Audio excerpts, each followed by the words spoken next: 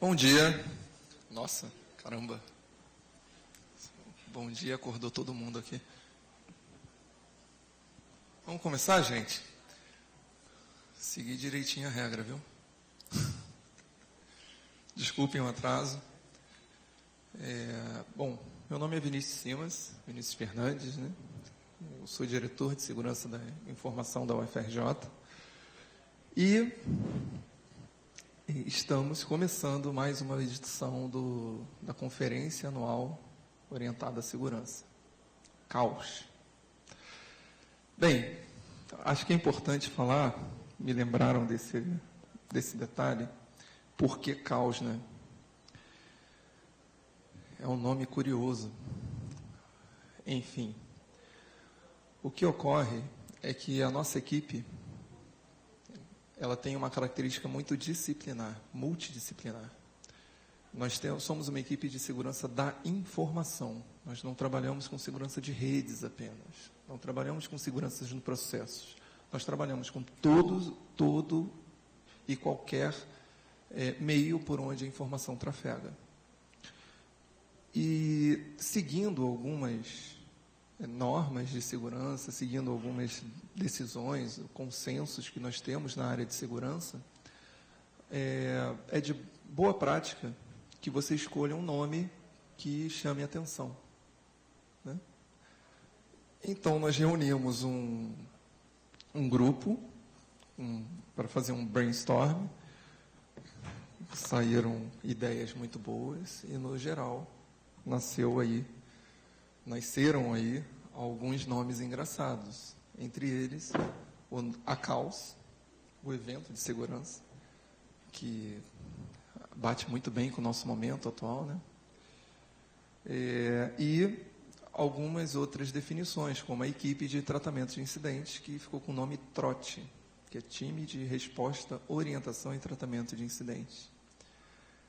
Outras equipes acabaram tendo o seu foco mais identificado, como a Ethos, que vai ser apresentada, como a CORE, que é mapeamento de riscos, Ethos é treinamento e capacitação, enfim. E nós conseguimos atingir um número maior de pessoas da comunidade acadêmica, certo? Abrir aqui.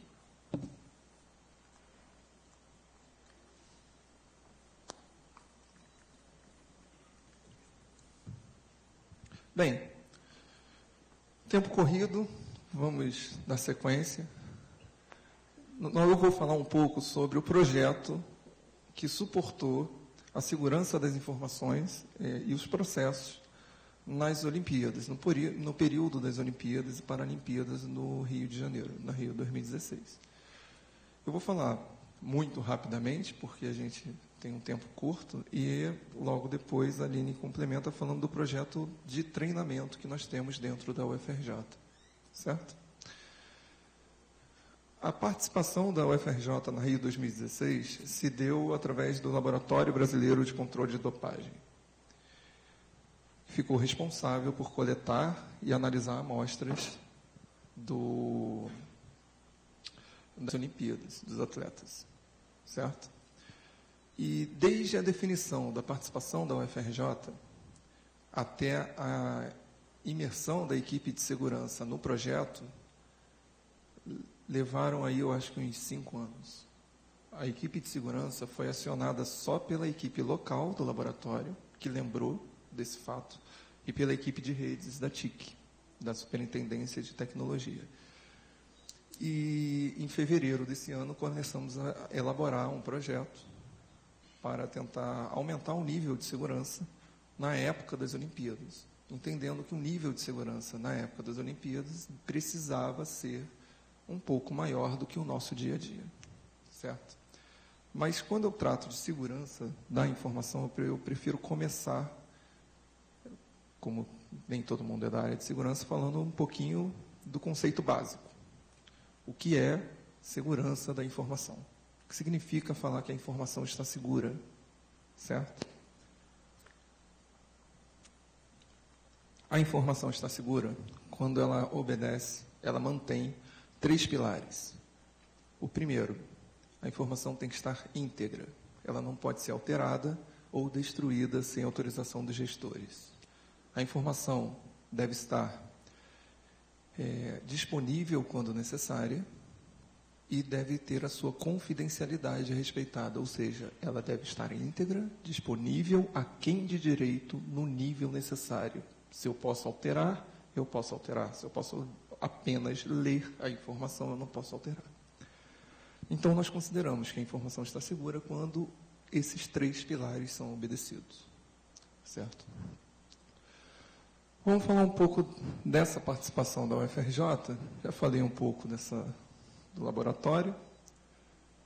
E escolher a UFRJ tem um significado, existe um risco agregado. A UFRJ foi escolhida pela sua proficiência por algum processo cujo qual eu não participei. Porém, eles escolheram a instituição que é mais atacada no Brasil para participar de um evento que mais chama atenção em termos de ataques cibernéticos. Então, nós tínhamos uma situação de extremo risco. Para tal, nós fizemos um levantamento de como se davam os incidentes. A gente já tinha uma redução dos incidentes de segurança na UFRJ nos últimos 3 anos. Então, nós começamos a ficar mais rigorosos na hora de tratar dos processos do laboratório. Aqui eu coloquei uma cronologia de quantos incidentes nós temos mensais e quantas vulnerabilidades identificadas. O incidente de segurança é quando qualquer um daqueles pilares é quebrado. Ou a confidencialidade, ou a disponibilidade, né, ou a integridade. Um bom exemplo é o nosso site do evento, né? Ele está indisponível, é um incidente de segurança. E a vulnerabilidade são brechas, oportunidades que surgem para explorar e quebrar a segurança da informação. Esse número aqui era pior, tá? Vocês vão ver que a UFRJ, até 2014, ela figurava entre as instituições mais atacadas num ranking de 1.600 instituições monitoradas. Então, nós tínhamos aqui, por exemplo, eu peguei as 3 universidades, ficou embaixo, né, não esperava, pegamos as 3 universidades que têm menores índices de incidentes.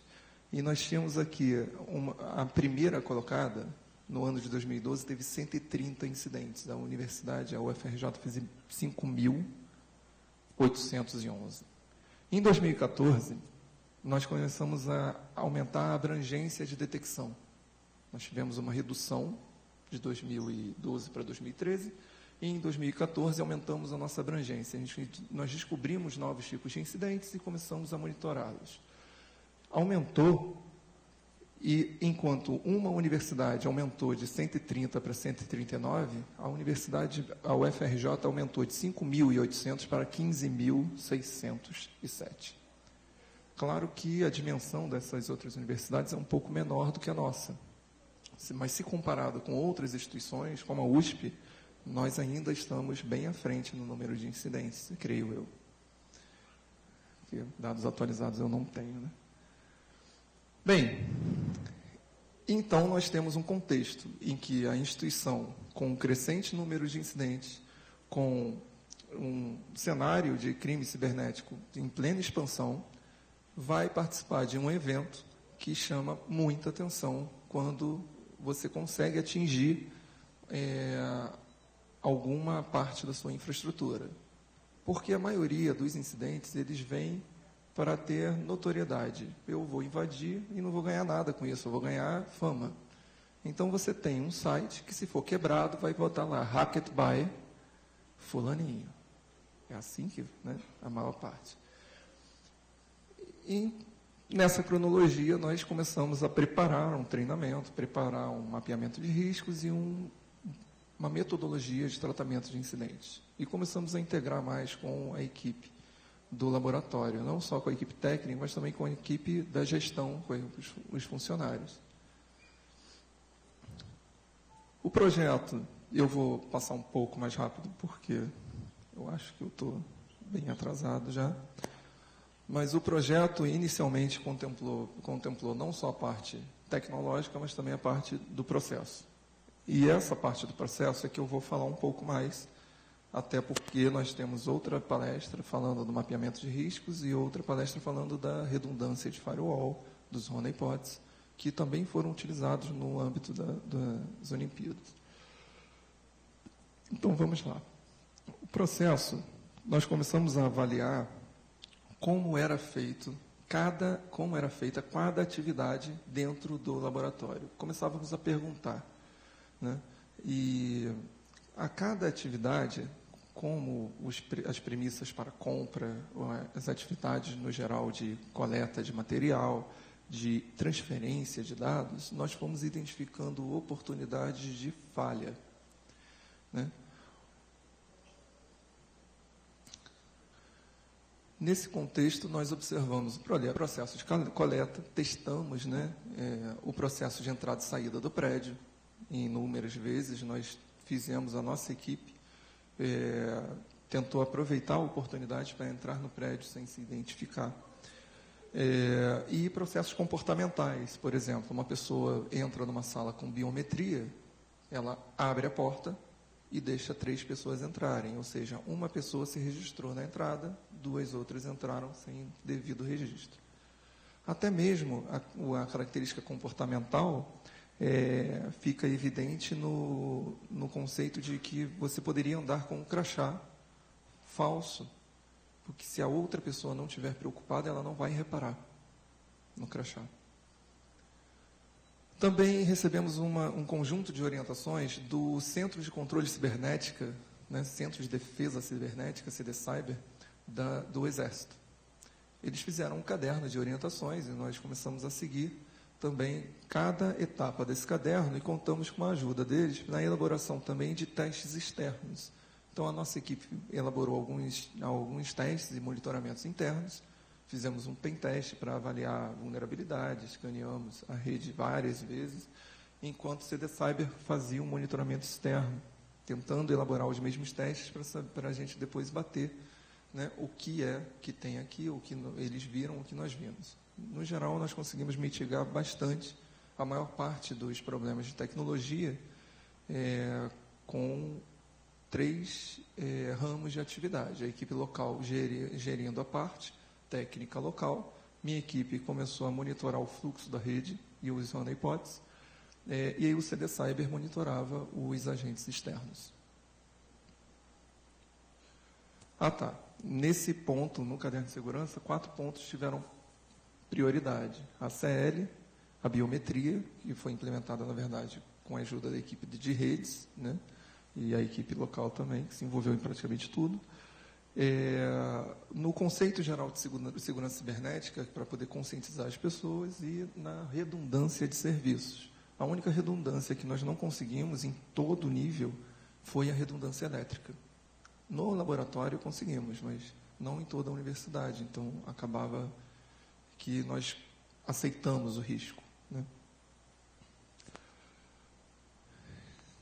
Então, nós tivemos 3 vertentes de trabalho. Eu vou correr um pouquinho mais aqui.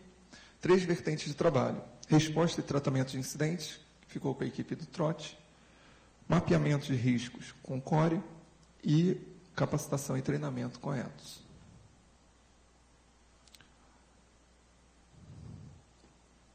Bem, essa parte eu acabei adiantando e falando, né? Um dos pontos mais críticos e que nós mais batemos foi na transferência de dados para o ADA. O legal é que, quando você avisa antes, é muito legal. Porque você fala, olha, o processo está vulnerável. Os dados trafegam em texto livre. Não está certo. Então, nós tivemos a preocupação de escanear os serviços da UADA. E em fevereiro, no final de fevereiro e em abril, nós alertamos a instituição. Vocês estão vulneráveis. Nós estamos fazendo um monte de coisa aqui, estamos brigando com um monte de gente, porque a segurança atrapalha a produtividade. Nós não podemos deixar de considerar isso um nível muito elevado de segurança e aí impedir o laboratório de fazer coleta adequadamente. Cada controle de segurança representa menos agilidade. Então, nós estávamos fazendo um esforço enorme e vocês estão vulneráveis. A resposta que nós recebemos foi: isso não é problema de vocês. Realmente não era, o problema é deles. Qual a situação do parque tecnológico do LBCD quando nós chegamos lá? Quando nós chegamos lá, eles estavam recebendo uma quantidade de máquinas novas, comprando sistemas operacionais e sistemas corporativos para suportar as suas atividades, né?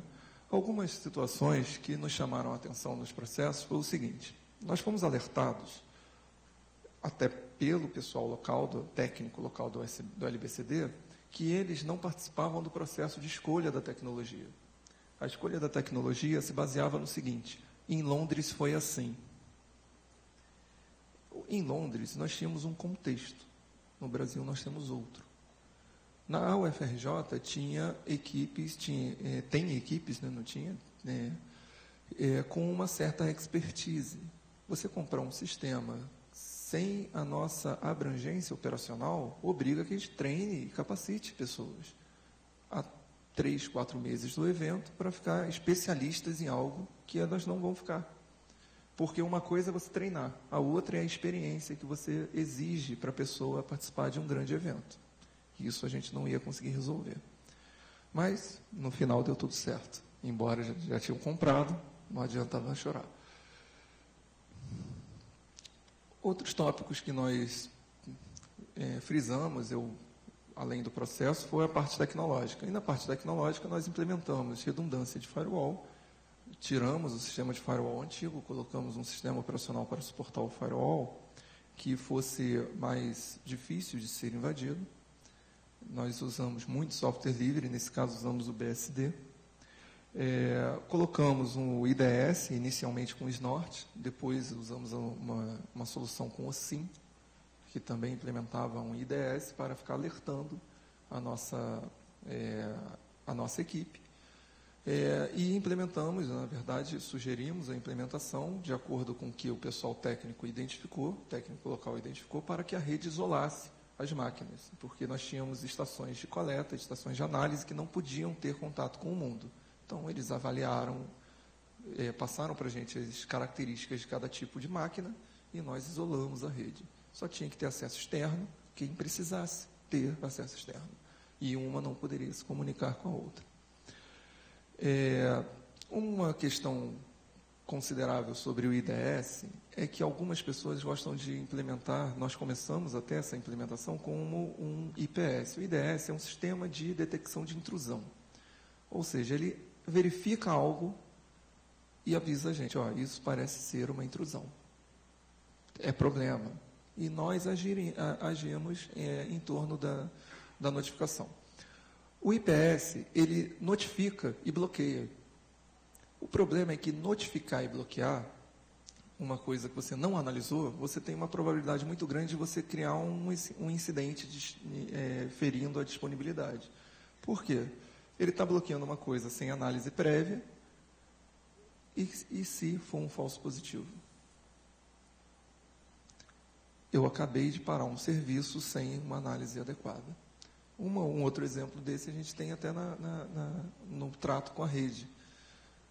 Mas o ideal, a nossa equipe defende que nada pode ser bloqueado ou analisado se não for um caso muito extremo. For um aviso externo de um órgão de segurança, você vai lá e bloqueia, porque a gente tem um conjunto de obrigações. Outras questões que nós utilizamos foi o Greylog, para pegar os logs de sucesso e falha, ou seja, a pessoa tentou logar na máquina, registra no log. A pessoa conseguiu logar na máquina, registra no log. A gente tinha que saber exatamente quem conseguiu fazer o quê. E o fluxo todo da rede. Todo o fluxo da rede gera um flow, gera um processo com algumas informações de onde veio, qual porta, horário, data, hora, e nós capturamos todo o fluxo para poder avaliar. E fizemos um conjunto de erro na hipótese para poder fazer alguns indicadores e tomar algumas ações preventivas. Nas ações preventivas, nós tivemos alguns trabalhos. Nas ações corretivas, nós não tivemos nenhum incidente no período das Olimpíadas. 0. Nenhum incidente ocorreu no período das Olimpíadas relacionado ao Parque Tecnológico do LBCD. Fizemos alguns ajustes internos, eles usam os ABICs, eu acho que a gente acabou não conseguindo terminar a revisão dos ABICs, mas a minha equipe começou a avaliar a utilização dessa ferramenta. A gente tinha mais proficiência em outra ferramenta, que era o Access Inventory. E tentamos observar treinamento técnico para a equipe local. O problema é que a emergência e a indisponibilidade, tanto da minha equipe quanto da equipe deles, impediu que a gente elaborasse o treinamento em tempo, porque nós tínhamos as Olimpíadas na nossa cara. Então, nós dividimos as responsabilidades, cancelamos essa parte do treinamento que ficou para ser executado depois e assumimos a responsabilidade de responder e tratar os incidentes lá dentro. Olimpíadas em número, esse é o melhor slide, porque todo slide que eu apresento, eu mostro ao UFRJ com um número de incidentes que dá até vontade de ficar, sabe, em casa às vezes, só deprimir, fiquei triste. Mas esse é o melhor slide que eu já apresentei na vida. Mas, número de incidentes relacionados ao UFRJ no LBCD, 0. Então, eu acho que eu vou parar aqui, nunca mais eu apresento segurança da informação da UFRJ, para terminar por cima. Eu vou deixar as perguntas mais para frente, para não matar o tempo da Aline, que vai explicar um pouquinho os processos de treinamento que nós tivemos. Deixa eu abrir aqui.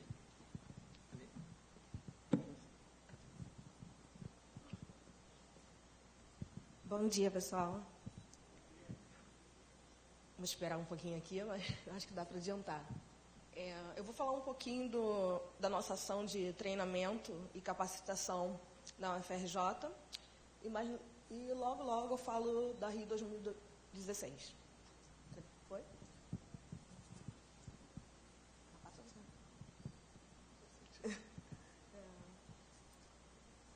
Então, o nosso treinamento e capacitação na segurança da informação é o foco de estar educando e criando uma cultura preventiva para evitar incidentes na comunidade acadêmica.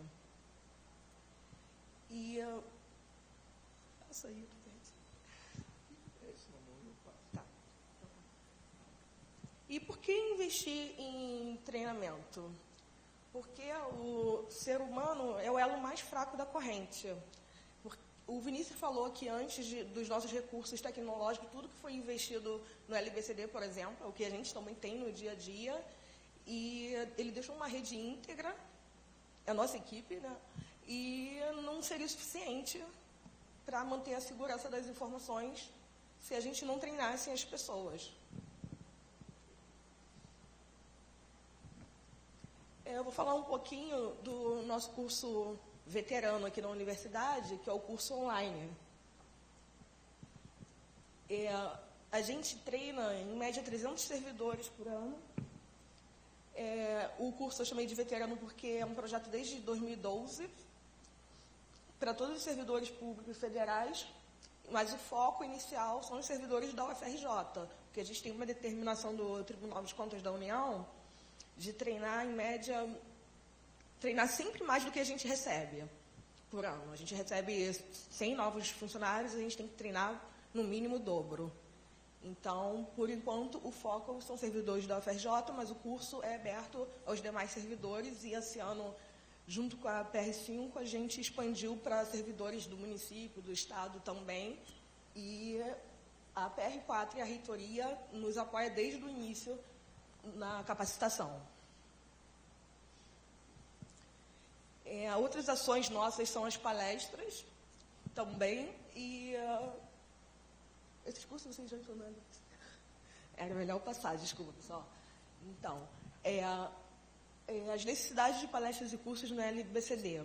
A gente precisava treinar todas as pessoas envolvidas nas Olimpíadas no laboratório.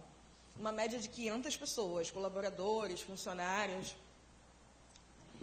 A gente começou num período pré-olímpico apertado, que foi fevereiro do mesmo ano das Olimpíadas. Então, a gente teve que correr um pouquinho, então tivemos o desafio de adaptar o nosso curso, que na UFRJ é de 80 horas, para um curso bem estreito de 20 horas.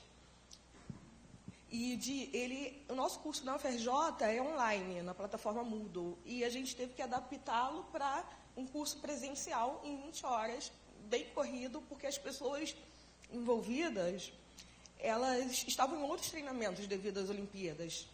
Elas estavam em outros lugares, então era um corre-corre, né? E deu certo, né? Vou fazer um adendo aqui que eu lembrei do pessoal do LBCD que me mandou uma mensagem falando assim, pô, esse pessoal veio aqui para botar medo na gente e fizeram um ótimo trabalho.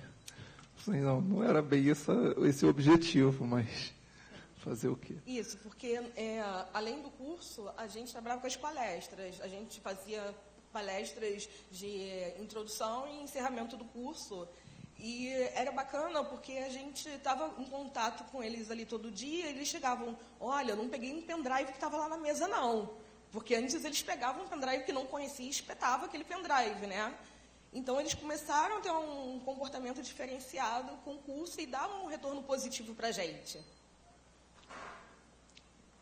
As palestras eram sempre com foco em segurança da informação, a legislação vigente, e os riscos em grandes eventos. A gente até chegou a mostrar alguns incidentes, né, como de Londres, e no comportamento preventivo.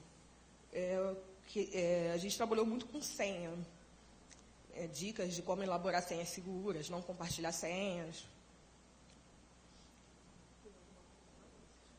Assim. Aí, durante o curso, nós também entregamos cartilhas nossas Infelizmente, as nossas cartilhas acabaram e os recursos estão, né, controlados esse ano. Mas a gente tem nossas cartilhas de segurança da informação impressa e com cartilhas da CERT e também com nossas ações, que a gente já tem um tempo com essas ações, que são o site da segurança e o Facebook, que a gente tem um programa de dicas quase que diárias. Quando alguma coisa, um incidente muito persistente, a gente está fazendo dicas diárias.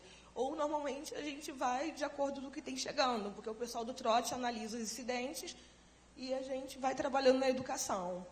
No nosso site, a gente sempre posta algum artigo que os nossos bolsistas trabalham junto com a gente.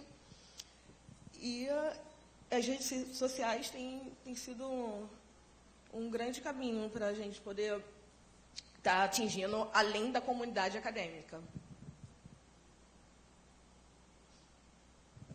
Então, a gente já falou da adaptação do curso para 20 horas, né?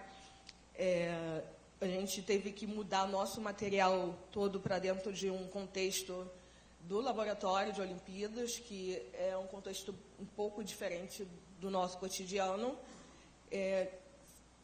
Foi presencial, como nós falamos, exceto o material a gente disponibilizou no Moodle online e algumas atividades também, porque pela dificuldade de tutores. A gente tinha poucos tutores, porque a gente teve que pegar a nossa equipe para dar apoio ao LBCD e continuar trabalhando também com a resposta a incidentes. O curso foi um pré-requisito também para poder aprovar os voluntários que iam trabalhar no laboratório. Eles tinham um programa de qualidade que os alunos eram controlados. Se eles estavam fazendo o curso, eles eram aprovados. Então, a política de segurança da informação, a princípio a gente queria fazer uma política adaptada para o laboratório. Só que não teve tempo viável também, então nós adaptamos para os procedimentos internos deles, usando a nossa política de segurança da informação da UFRJ. Primeiramente, teve a análise de risco, teve o pentest, e a partir do risco de vulnerabilidade, incidentes mais comuns, aí sim a gente adaptou a política na realidade deles. Tem um ponto que, quanto mais perto das Olimpíadas, menos tempo cada pessoa tinha, né? O pessoal do laboratório, eles andavam com um notebook debaixo do braço, por de tanta coisa que tinha que fazer, eles não podiam se desligar, enquanto estavam andando, estavam lendo. Não tem gente que anda lendo o celular, eles andam lendo o e-mail no notebook. É tensa a situação. E a alta gestão tinha que se envolver na criação dessa política. E quanto mais próximo das Olimpíadas, mais inviável foi, apesar deles apoiarem todas as ações que nós tivemos, eles não podiam parar o que estavam fazendo para poder fazer essa atividade. Então, nós agimos no procedimento do dia a dia. Então, as principais dificuldades encontradas foi o tempo limitado, né, para a execução e elaboração do curso. Eu já citei vários treinamentos, eu dei uma corrida aqui pela falta do tempo, né, vários treinamentos simultâneos ocorrendo, então a gente tinha que adaptar o tempo do curso ao tempo que os alunos poderiam estar lá. Foi um curso meio ao contrário, né. E também já falei que a gente tinha que parar o nosso serviço, dividir a equipe para poder estar nessa ação.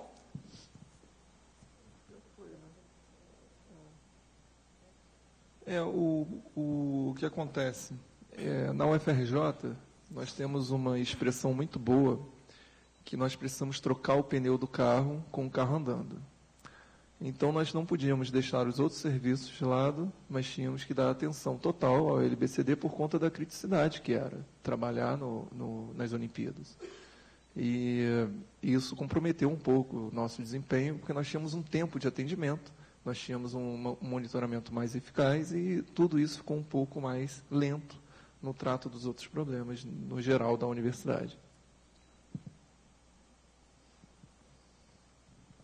Então, os pontos positivos foram o apoio de todos os funcionários, o feedback positivo que a gente sempre tinha, até quando não era positivo, quando falava, eu fiquei assustado com a palestra, para a gente era positivo também, porque eles conheceram um mundo que não sabia que existiam, assim, não tinha noção do que era você compartilhar sua senha ou deixar colada na tela do computador, né? Então, eles começaram a ficar assustados com o que pode acontecer.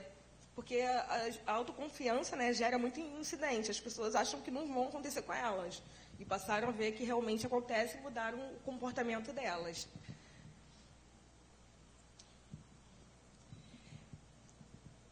O trabalho no LBCD foi uma ação muito positiva também, porque nós não tivemos incidentes. O comportamento deles realmente mudaram em pouco tempo.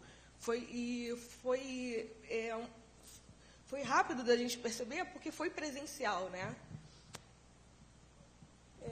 Metas da equipe de treinamento é capacitar todos os servidores da UFRJ e, mais à frente, disponibilizar o curso também para os alunos e para toda a comunidade acadêmica, com objetivos de estar sempre, evitar que as pessoas sejam vítimas de crimes cibernéticos.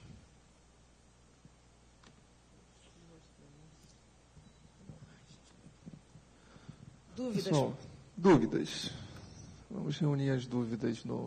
Na primeira, geralmente, todo mundo está dormindo, ninguém costuma ter dúvida, então isso é bom pra caramba, por isso que eu peço para falar logo de cara, que aí ninguém pergunta nada. Mas ninguém tem dúvida? Aí, estragou minha técnica, tá vendo?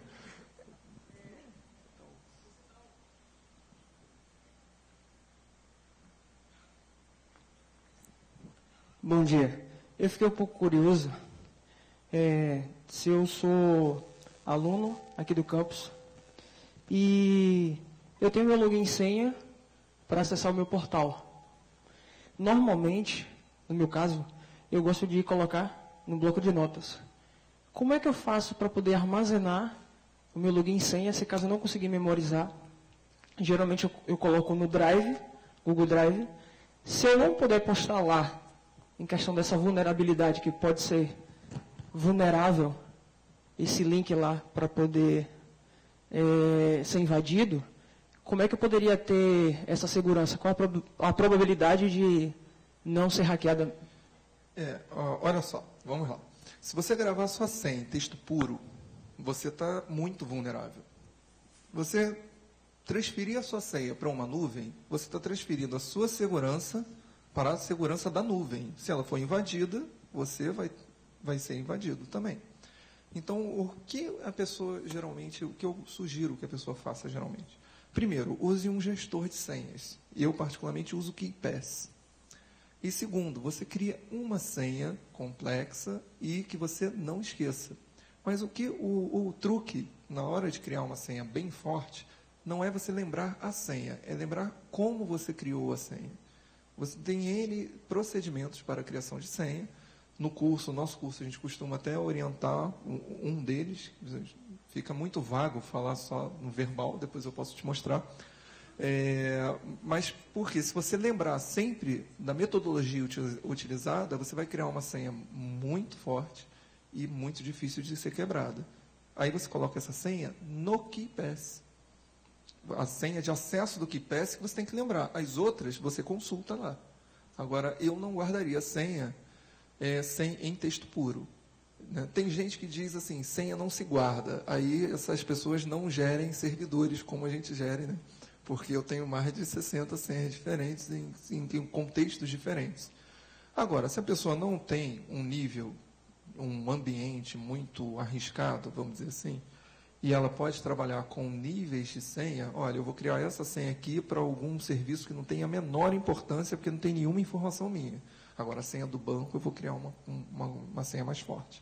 A senha de acesso ao e-mail, eu vou criar mais forte. Porque o e-mail, geralmente, é por onde as pessoas recuperam as suas outras contas de acesso. Entendeu? E o principal é nunca compartilhar a sua senha com ninguém. Esse é o ponto. Entendeu? Eu acho que eu já estou estourando o tempo, que o Lídio já veio aqui. Mas tem alguma dúvida, alguma outra dúvida? O bom de falar que está estourando o tempo é que ninguém vai... Então, gente, muito obrigado, agradeço, espero que vocês gostem do evento.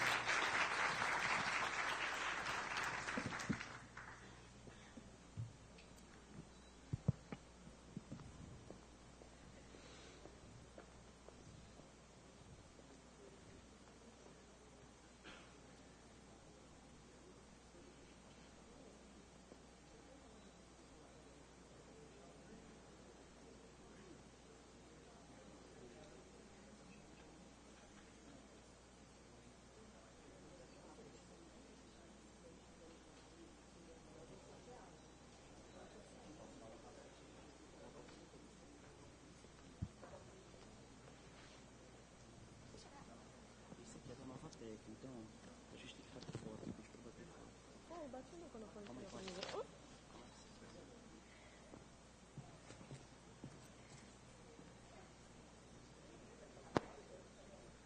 Som. Alô, som. Letícia, por favor. Calma aí.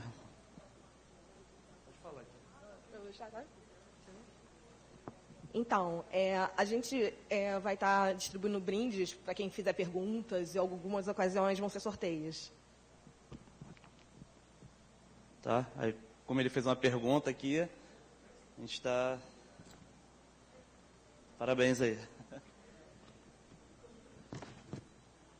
Só vou pedir para você anotar seu nome, tá? Seu nome completo aí, na folhinha. Isso, por favor.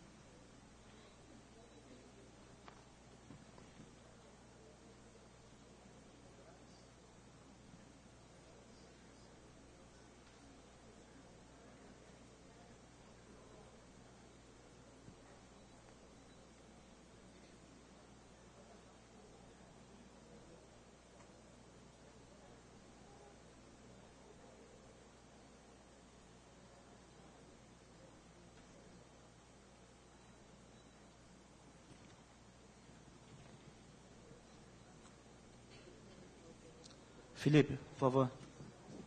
Felipe.